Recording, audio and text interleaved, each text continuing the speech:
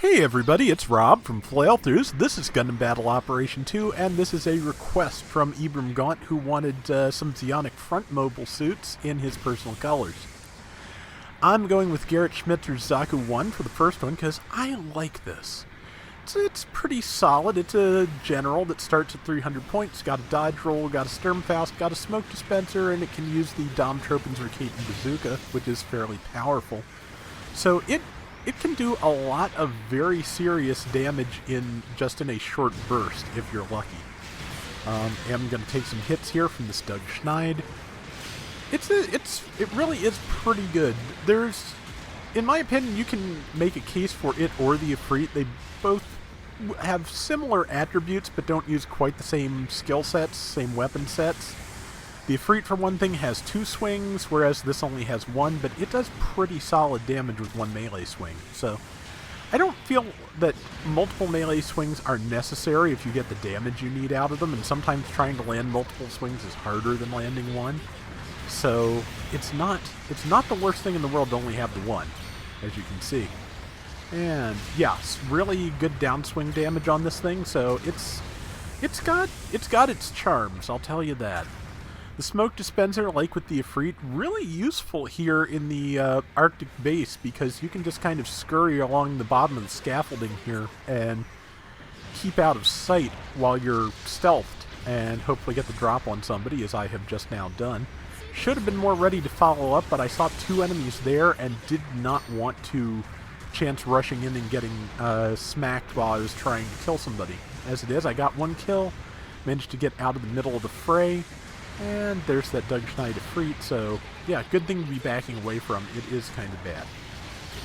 It's a raid. I have type advantage, but it can still do a lot of damage to me.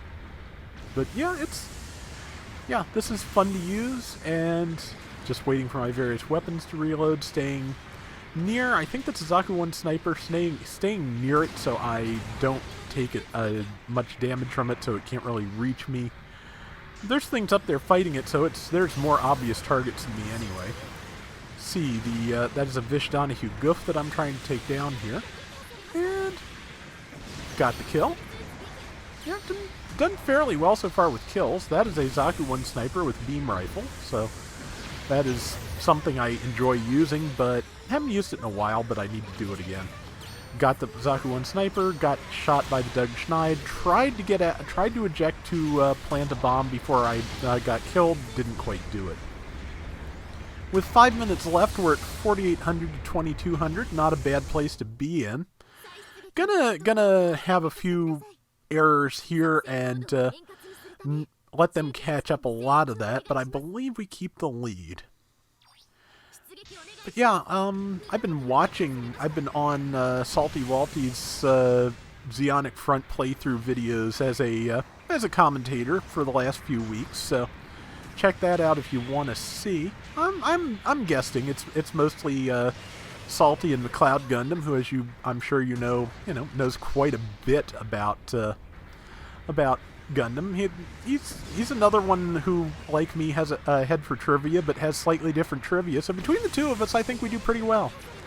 And I did actually, one thing I think we were talking about this past week is I did get confirmation or reconfirmation that the final design work for the Dom was actually done by Yoshikazu Yasuhiko.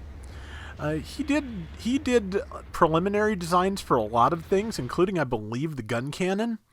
But most of the final line art was Kunio Okawara, of course.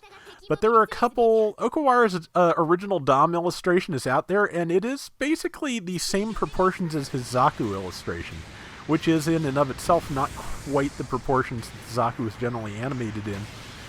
But the thing is that, yeah, Yasuhiko did the finish on the Dom, and I also learned this week, courtesy of the Twitter of Mark Simmons, who was like the Gundam guy in English for a long time, Yasuhiko also did the final pass on the GOG, which I did not know. So I will have to try and find the original GOG line art at some point that Okawara did, because I want to see the differences. I'm curious. Somebody behind me. I shifted back, but not quite far enough to get both people who were sneaking up on me. Did knock down the Zaku 1 sniper, and there's an Ifrit behind me it will be able to follow up. Sniper's almost dead. The other pursuer I saw, was above me. So, yeah, Zaku 1 Sniper just used its tackle to no avail, and it is now dead. However, the Schneid is going to make up quite a bit of what it was trying to do to me, because it hit me pretty hard, but there is a Vish Goof going after it, so at least I have backup. We're sticking together a little better here. I'll be honest, lately I tend to get cranky and send the bunch up tell even when it's not necessary after I get killed. Not to be antagonistic or anything, just I'm assuming that since I've gotten myself isolated, the team's not bunched up, but frequently it's just me. It's my own mistake, and I have to learn to live with that and not be cranky at other people for it. Just, eventually you have to be a grown-up with these things. It's just one of those things. But I've also been on a fair number of teams where people just wander off. You would think that the mobility of the Goof Flight type and the transforming mobile suits would make it easier for people to regroup with their teams. You would think. In practice, not working out that way as often as you'd hope, or at least as I'd hope.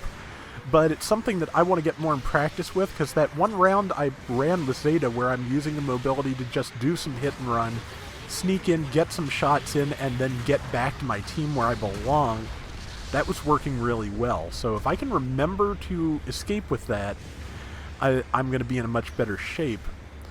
The catch to that is that people have figured out that if you can hit a Wave Rider or Mobile Armor mode, now that the Gaplant's in the game, with a tackle, you can knock it out of Mobile Armor mode and just knock it flat on its back.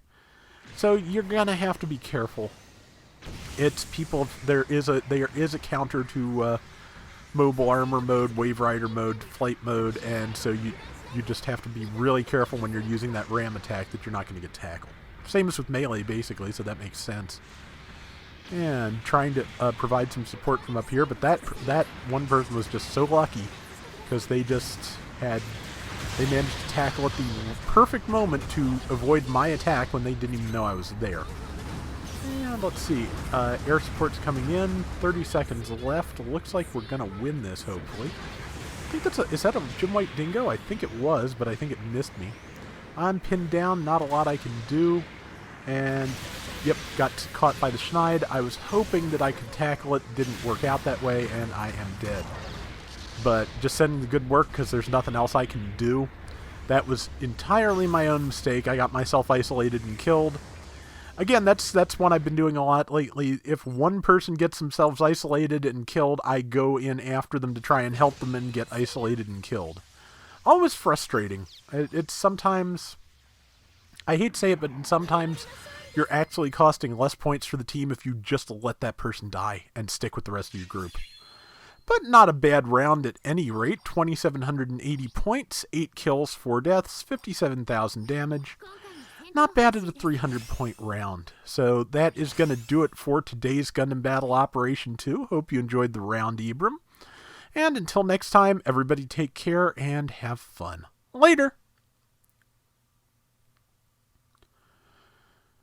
One thing I've been talking to Salty and Jacob about in that stream, in that video, is that I would really love to see some of the Zeonic front weapons make their way into Battle Operation 2, but I'm pretty sure most of them are distinctly not official. Pretty sure they were created just for the game, because I'm pretty sure the Zaku never had a beam rifle. And I'm not sure the Dom has officially ever had a beam rifle either. So, yeah.